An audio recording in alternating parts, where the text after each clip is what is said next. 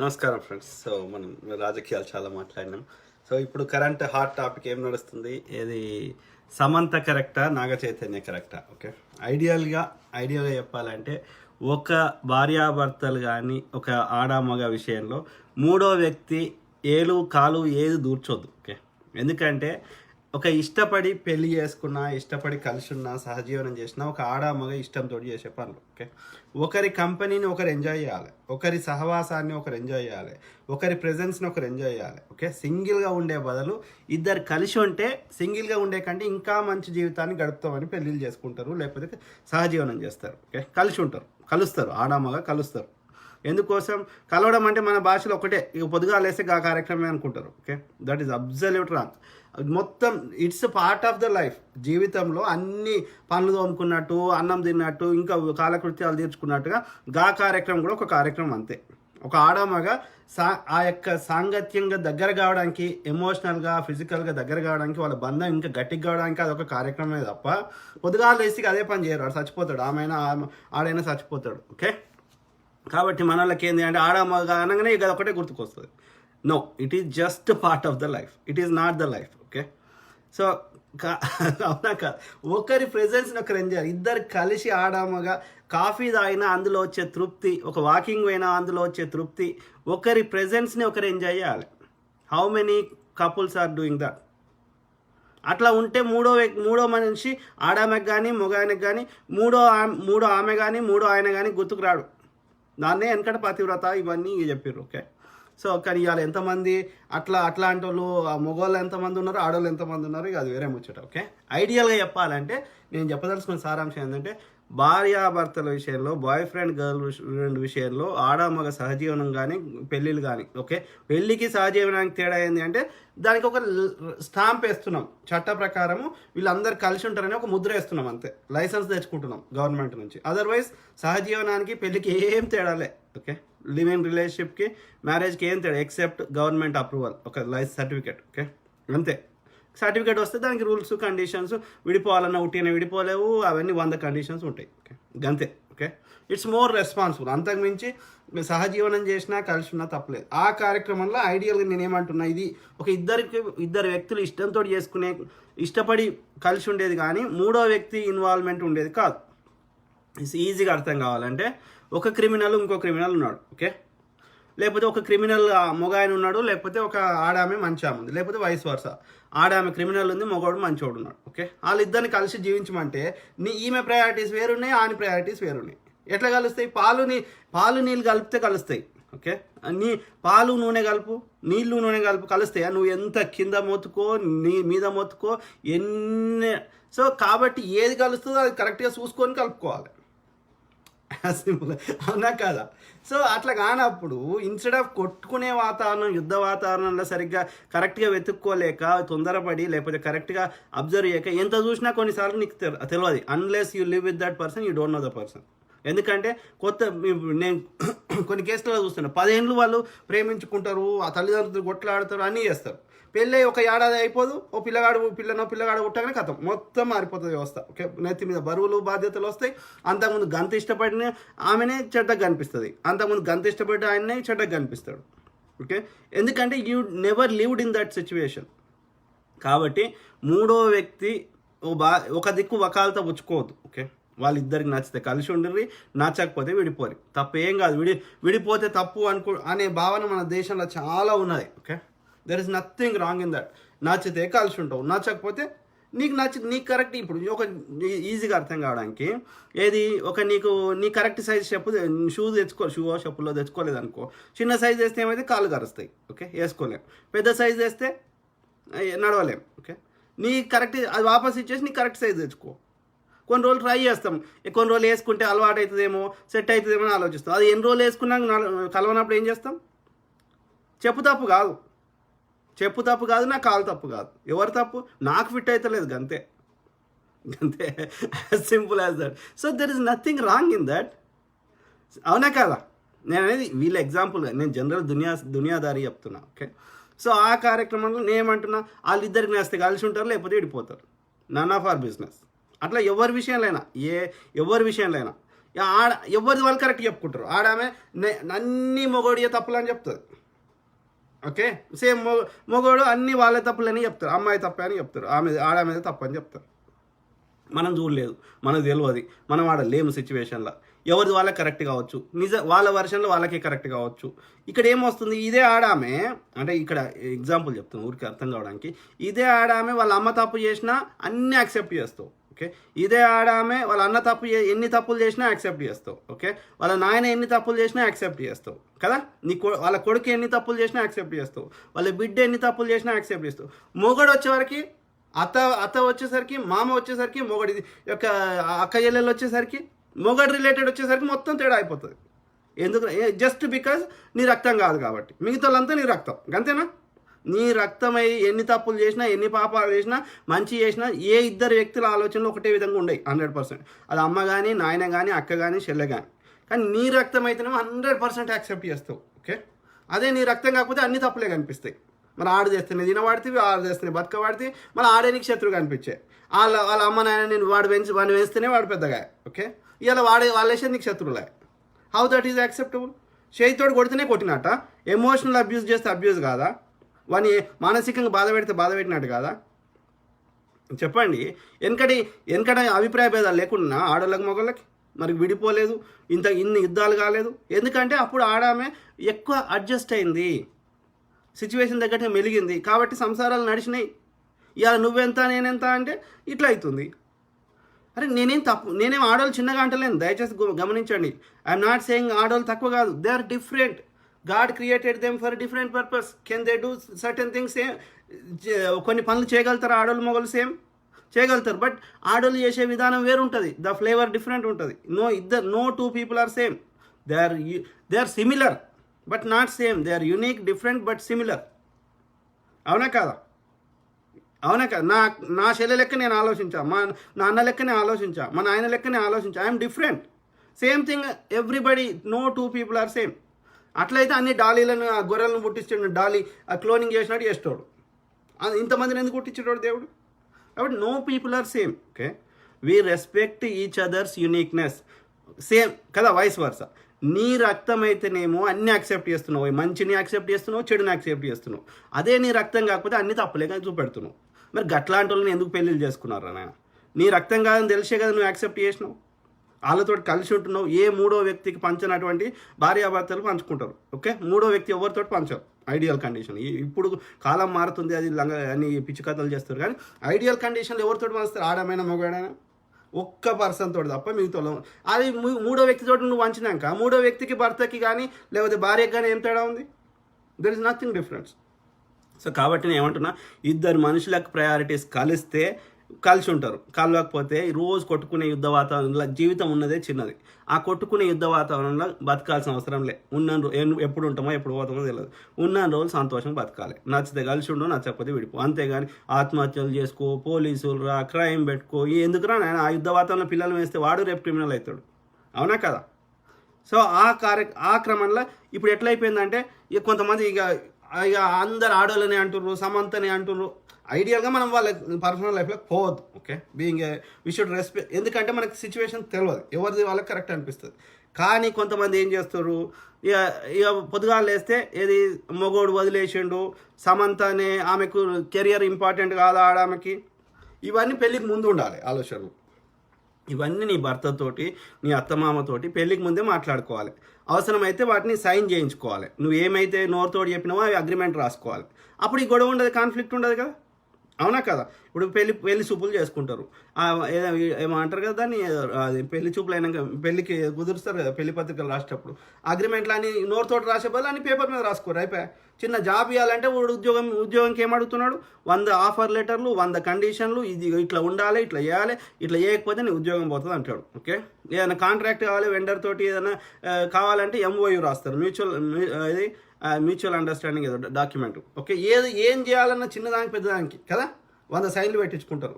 Operation చేయాలి, surgery చేయాలంటే వాడు నేను ట్రై చేస్తే నా బెస్ట్, అది ఫెయిల్ అయితే నా బాధ్యత కాదని వాడు సంతకం పెట్టించుకుంటాడు. ప్రతి చిన్నదానికి పెద్దదానికి పెట్టించుకున్నప్పుడు విడిపోవాలంటే 100 సంతకాలు పెట్టించుకొని విడిపోతున్నారు. మరి కలవాలంటే కూడా నోరుతోటి చెప్పిన పేపర్ మీద రాయి. అప్పుడు కాన్ఫ్లిక్ట్ ఎందుకు వస్తుంది? నువ్వు ఇట్లా ఉంటా అని ఆడామన్నది, నువ్వు ఇట్లా ఉంటా అని మొగ ఆయన అన్నాడు. ఇట్లా ఉండకపోతే దాని కాన్సిక్వెన్సెస్ కూడా పేపర్లో రాయరు. ఇక అప్పుడు ఎవరెవరిని అబ్యూజ్ చేసుకోరు, ఎవరెవరికి కాన్ఫ్లిక్ట్స్ రావు, ముందే అని మాట్లాడుకుంటే. ఇవన్నీ ముందు మాట్లాడుకోవాలి కదా పెళ్లి కంటే ముందు. నాకు సరగేసి ఇప్పుడు వాళ్ళకి ఇద్దరికి వచ్చిన కాన్ఫ్లిక్ట్ ఏంది, వాళ్ళ లాయర్ చెప్తున్న ప్రకారం ఆమె పిల్లల్ని కనదంట. ఎట్లా కంటదంట, మంచి లక్ష్మి ఎట్లయితే సరగేసి చేసి అన్నది కదా గట్లగా అంటదంట. మంచి లక్ష్మి భర్త ఏడుంటాడు, అమెరికాలో ఉంటాడు, ఆమె ఏడుంటుంది, ఇండియాలో ఉంటుంది. ఆమె పిల్లల్ని ఆమె అనలే. ఓకే, సరగేసి అంటే అద్దె గర్భం అంటే వాళ్ళ మొగడి యొక్క శుక్రకణము ఈమె అండము ఏదో అది అదే ఏమంటారు దాన్ని. ఓకే, ఆ రెండు తీసుకుపోయి మూడో ఆమె గర్భంలో మూడో ఆమె లోపల ప్రవేశపెడితే ఆ మూడో ఆమె దాన్ని పెంచి పోస్తుంది. అంటే ఆ బిడ్డ లోపల ఓన్లీ విత్తనమే నీది ఉంది. ఓకే, దానికి సంబంధించిన మొత్తం రక్తము మాంసము ఆ యొక్క పంచభూతాలతో తయారేదంతా వేరే ఆమెది ఉంది.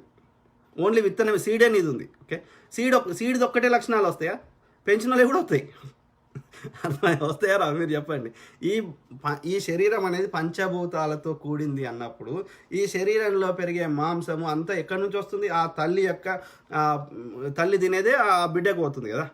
అవి కూడా కొన్ని వస్తాయి లక్షణాలు, ఓన్లీ విత్తనందే రావు 100%. అవునా కాదా? రైట్ కదా. ఓన్లీ మన ముఖ్య ద్వారానే శ్వాస పీలుస్తలేదు, శరీరం కూడా శ్వాస పీలుస్తుంది. సో మరి అది కరెక్టా మీరు చెప్పండి మిత్రులారా. అద్దె గర్భం ఎప్పుడు కావాలి నీకు? ఇక నీకు న్యాచురల్గా ఎంత ట్రై చేసినా నీకు పిల్లలు పుడతలేరు, ఇక వేరే దారి లేదు అన్నప్పుడు అద్దె గర్భంకి పోవాలి. లేకపోతే నీ గర్భసంచి ఏ కారణం చేతైనా తొలగించరు, నువ్వు పిల్లలు కనడానికి అర్హత లేదు అన్నప్పుడు అద్దె గర్భం కావాలి. అవునా కాదు? నువ్వు పిల్లలు కనే పొజిషన్లో ఉండి అన్ని విధాల నువ్వు ఆ పిల్లలు కనే స్థాయికి 10 ఏళ్ళు కలిసి ఉన్నారంట సహజీవనం. ఓకే, 10 ఏళ్ళు అయిపోయాక 4 ఏళ్ళు పెళ్ళి అయింది. ఓకే, 14 ఏళ్ళు వాళ్ళ దోస్తులు. ఓకే, ఒకరినొకరు పరిచయం. ఇక ఇప్పుడు ఆయన తోటి ఏజ్ వాళ్ళు ఏది ఎన్టీఆర్ జూనియర్ ఎన్టీఆర్ లేకపోతే రామ్ చరణ్ కాదు, కానీ రామ్ చరణ్ పెళ్ళైంది కానీ వాళ్ళు ఏం అంటే కొట్లాట్లు ఏం బయటకైతే రాలే ఇప్పటివరకు. కానీ అదేవిధంగా ఆయన పేరైంది అల్లు అర్జున్. ఆయన సిమిలర్ ఏజ్ ఎవడైనా పెళ్ళైనాక 3-4 ఏళ్ళకి పిల్లలు కావాలని అనుకోరు. ఎవడైనా అనుకుంటాడు, ఆడమైనా అనుకుంటుంది, మగైనా అనుకుంటాడు. అదేం తప్పు కాదు. ఓకే, ఆమె పిల్లల్ని న్యాచురల్ పద్ధతిలో కన్నదంట, సరగేసియే అద్దె గర్భంలో కంటదంట. ఓకే, అయినా వాళ్ళ పాపం వాళ్ళ ఇంట్లో ఒక్కరు వచ్చి బయటకు మాట్లాడలేదు ఇప్పటివరకు. ఓకే, వాళ్ళ లాయర్ చెప్తున్నాయి ఇవన్నీ కదా. సో అట్లాంటిది అద్దె గర్భంగా అంటదండి. కరెక్ట్ అది? మూడో వ్యక్తిగా అంటే ఆ కన్నామెకి ఆ యొక్క ఎమోషనల్ బాండ్ ఏర్పడుతుంది, కానీ కన్న తల్లికి అది వేరే ఉంటుంది. కన్న తల్లి పాలిస్తే, కన్న తల్లి ఆ యొక్క లోపల నుంచి బయటకు వస్తే ఆ ఉండే ఎమోషనల్ బాండు అద్దె గర్భంలో ఎట్లుంటుంది?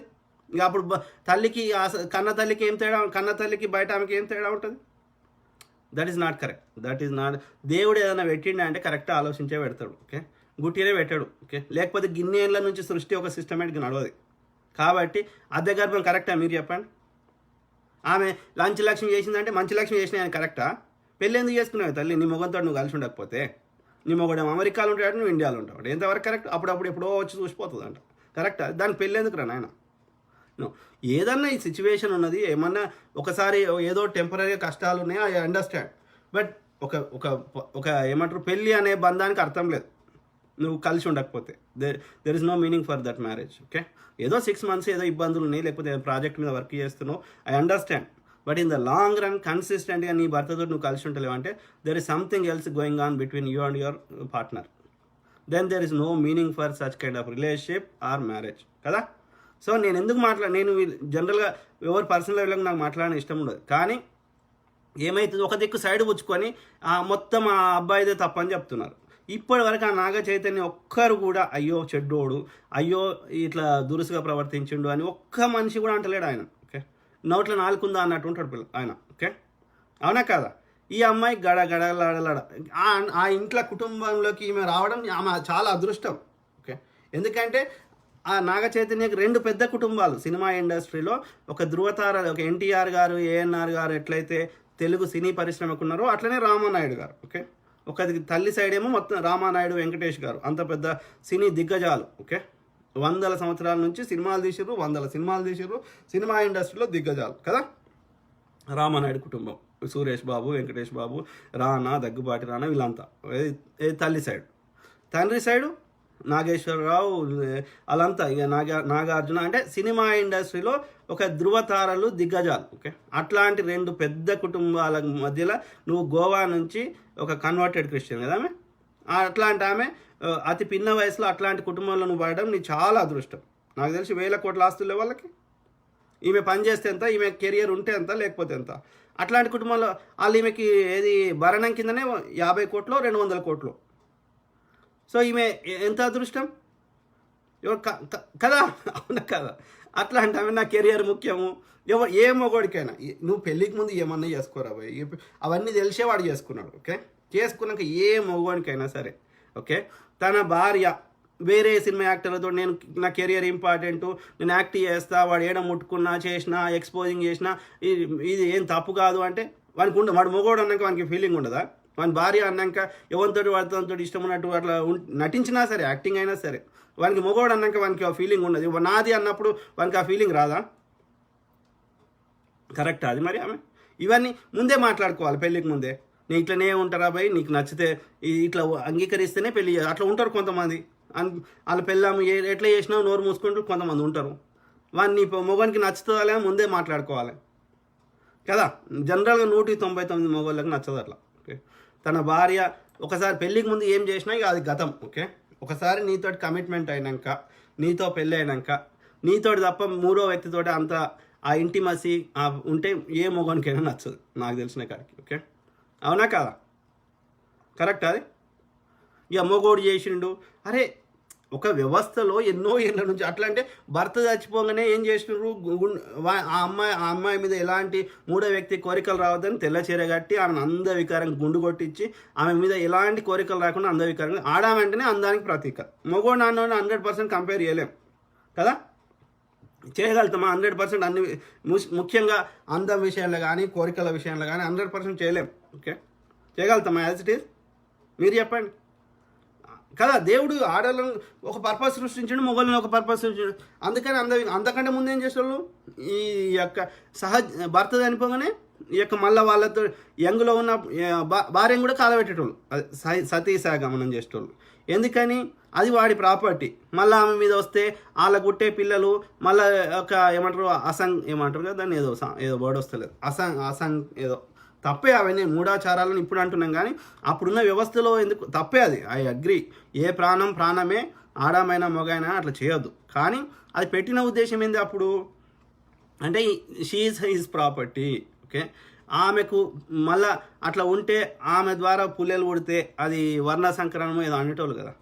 సో అట్లా అవుతుండే, అట్లా ఏదో ఇక అట్లా అప్పుడున్న సిస్టమ్. కానీ నేనేమంటున్నా, మనం అంత మూఢాచారాలు అట్లా అవసరం లే. కానీ కాకపోతే వాడికి పెళ్ళి కాకముందు నువ్వు ఏమన్నా చేసుకొని ఉండి, పెళ్ళి అయినాక అది జనరల్గా వాడి ఇష్టపడట్లా. ఓకే, మూడో వ్యక్తితో.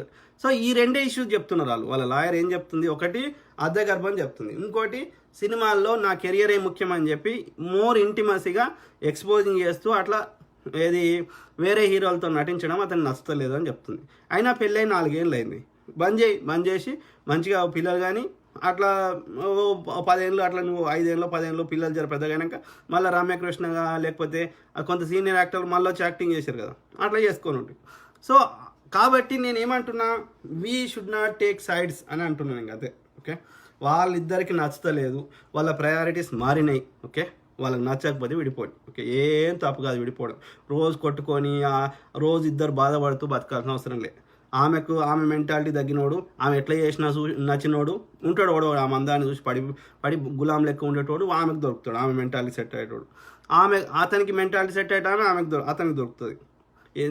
నేనేం 1% కూడా నచ్చితే కలిసి ఉండు, లేకపోతే నచ్చితే కలిసి ఉండే దాన్ని మ్యారేజ్ అంటున్నారు. లైసెన్స్ తీసుకుంటే లైసెన్స్ ద్వారా విడిపోతే విడాకులు అంటారు. గంతే, వాళ్ళు ఏం తప్పలేదు. ఓకే, సంతోషంగా ఉండడానికే కలిసి ఉంటారు కానీ ఏదో బలవంతం కలిసి ఉండాల్సిన అవసరం లేదు. ఓకే, నేను చెప్పిన దానిలో మేక్ సెన్స్ ఉందా లేదు. కాబట్టి we should not take any sides అని చెప్తున్నా. ఓకే, ఆమె సమంత కరెక్టా తప్ప మన దగ్గర మన సమాజంలో వచ్చింది ఏంటంటే, మొగోడంటేనే ఒక సింపతి ఉండదు, మొగోడు అంటే జాలి ఉండదు, మొగోడు అంటే దృష్టిని చూపెడతారు, మొగోడు అంటే కొడతాడు, మొగోడు అంటే అన్ని ఇబ్బందులు మొగోడే పెడతాడు, ఆడవాళ్ళు అంటే పర్ఫెక్ట్ అని చూపెడతారు, చెప్పే ప్రయత్నం చేస్తారు.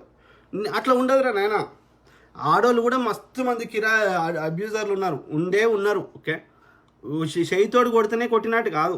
మానసికంగా వాడిని ఇబ్బంది పెడితే, వాని ఫైనాన్షియల్గా ఇబ్బంది పెడితే, వాని తల్లిదండ్రులను ఇబ్బంది పెడితే, వాని అక్కయ్యలను ఇబ్బంది పెడితే, ఇవన్నీ ఎమోషనల్ అబ్యూస్ కిందనే వస్తాయి. ఓకే, వానితోటి నువ్వు కలిసి ఉండకపోతే, వాడిని అవాయిడ్ చేస్తే, ఇవన్నీ ఎమోషనల్ అబ్యూస్ కిందనే వస్తాయి. ఇవి బయటకు కనిపించాయి, చెప్పినా అర్థం కాదు. మగవాళ్ళు సాధారణంగా వచ్చి చెప్పుకోరు. ఓకే, సో కాబట్టి we should not take sides. అందరు ఆడోళ్ళు చెడ్డోళ్ళు లేరు, అందరు ఆడోళ్ళు మంచోళ్ళు లేరు. అందరు మగోళ్ళు చెడ్డోళ్ళు లేరు, అందరు మగోళ్ళు మంచోళ్ళు లేరు. ఓకే, అన్ని రకాల మనుషులు ఆడోళ్ళు ఉన్నారు, అన్ని రకాల మనుషులు చెడ్డోళ్ళు ఉన్నారు. కాబట్టి we should not take sides. Okay, వాడిని కొట్టేటట్టు వాడు ఇష్టపడి పెళ్లి చేసుకొని ఇష్టంతో చేసుకున్నాక ఎందుకు కొడతాడు? సాధారణంగా వాడు వాడు ఏమన్నా గలీజ్ నా కొడుకు 100,000 ఒకటి ఉంటే లేబర్ అవుట్ టైప్ తప్ప 199 మంది ఇష్టపడి పెళ్లి చేసుకున్నాక సాధారణంగా నాకు తెలిసి కొట్టరు. ఓకే కదా, అవునా కదా? చెప్పండి మిత్రులారా, నేను చెప్పిన దానిలో మేక్ సెన్స్ ఉందా లేదా చెప్పండి, రాయండి.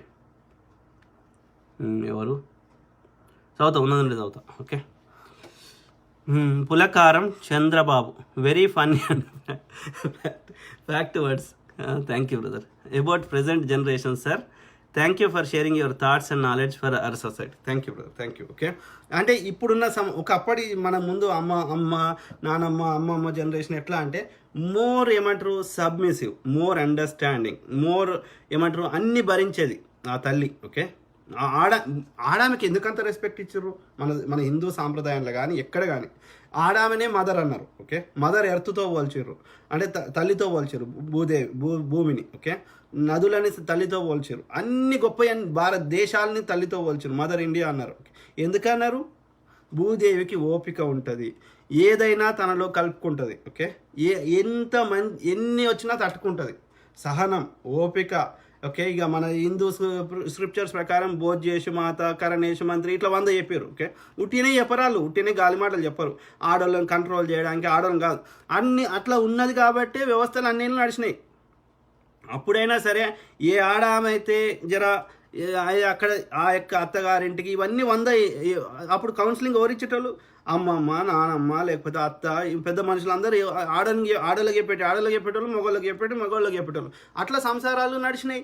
ఇవాళ ఎందుకు విడిపోతున్నారు? బికాస్ ఆ యొక్క అంటే అందరు ఆడోళ్ళు మంచి ఆ సబ్మిసివ్గా ఆ యొక్క అండర్స్టాండింగ్తో ఆడోళ్ళ గురించి మాట్లాడతలే. Okay, I respect them. కానీ ఎక్కువ మంది ఆడోళ్ళ యొక్క థాట్ ప్రాసెస్ మారింది ఈ కాలంలో. ఓకే, నువ్వెంత అంటే నువ్వెంత. అరే అట్లా ఎట్లా కంపేర్ చేస్తారు ఐ టు ఐ? నాకు అర్థం కాదు. వీఆర్ డిఫరెంట్, అవునా కాదా? మ్యాన్ ఉమెన్ డిఫరెంట్ కదా, 100% సేమా? సాధ్యమా? అది సృష్టికి విరుద్ధం. So we should not say same. కాబట్టి అట్లా ఉన్న రోజులు నడిచింది. ఇవాళ నువ్వెంత నేనెంత అంటే గిట్టనే అవుతుంది, విడిపోతున్నారు. కరెక్ట్గా అదే కరెక్ట్, ఆ పాత పద్ధతి కరెక్ట్. ఏమంటున్నాడు అశోక్ నిమ్మగడ్డ? ఏమంటున్నాడు? నేను చైతన్య కరెక్ట్ అనుకుంటున్నాను సార్. అదే బ్రదర్, ఈ 2 విషయాలనే నాకు తెలిసి కాన్ఫ్లిక్ట్ వచ్చింది. ఓకే, ఏది ఒకటి అద్దె గర్భం, సరగేసి అంటే అద్దె గర్భం. ఓకే, అంటే ఆమె సొంతంగా పిల్లలుగా అన్నదంట, 3వ వ్యక్తి దానికి కనుడు ఎందుకు నాకు అర్థం కాదు. Okay, that is not at all correct. Okay, రెండోది పెళ్ళి అయినాక ఆ సినిమా యాక్టర్లతో మనం సినిమాల్లో చూస్తున్నాం కదా, ఆమె యాక్టింగ్ ఎక్స్పోజింగ్తో పాటు ఆ ఇంటిమసీ, ఆ యాక్టింగ్ మనం చూస్తున్నాం కదా. It's natural, it's just acting. పెళ్ళికి ముందు ఏనుంటివి, నాట్ ఆఫ్టర్ మ్యారేజ్ కదా. నా దృష్టిలో అయితే కరెక్ట్ కాదు. మీకు ఎవరైనా సరే, ఎవరి గర్ల్ ఫ్రెండ్ అయినా, ఎవరి వైఫ్ అయినా, మూడో మగంతో యాక్టింగ్ అయినా సరే చేస్తే నచ్చుతుంది ఎవరికన్నా? నాకు తెలిసి అయితే నచ్చదు. ఏమో మరి, అంత ఉదార హృదయం ఉన్నాడు వాడు ఉంటాడు నాకు తెలియదు. ఓకే, ఉంటారు కావచ్చు గాడి కొడుకులు కొంతమంది. Pulakaram Chandrababu, very nice sir, thank you brother, thank you. So అది మిత్రులారా, సో నేను మాట్లాడింది ఎందుకంటే కొంతమంది ఆడవాళ్ళకి ఫ్రీడమ్ ఉండాలి, ఆడవాళ్ళకి ఏం తప్పు కాదు అని అలా కామెంట్లు పెడతా ఉన్నారు చాలామంది. ఓకే, అన్ని రూల్స్ అన్ని ఆడవాళ్ళకేనా ఏదో చెప్తున్నారు. ఓకే, అట్లా ఆయనకు బలమైన కారణం లేకుండా 50 కోట్లు 200 కోట్లు ఇచ్చి విడాకులు తీసుకోడు ఆయన. ఓకే, సో కాబట్టి we should not take any sides, it's there personal issue.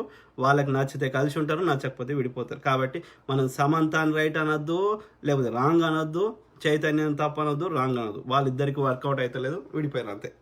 Simple. Okay, God bless all, take care. Okay, we keep talking all kinds of topics. Okay, take care, bye.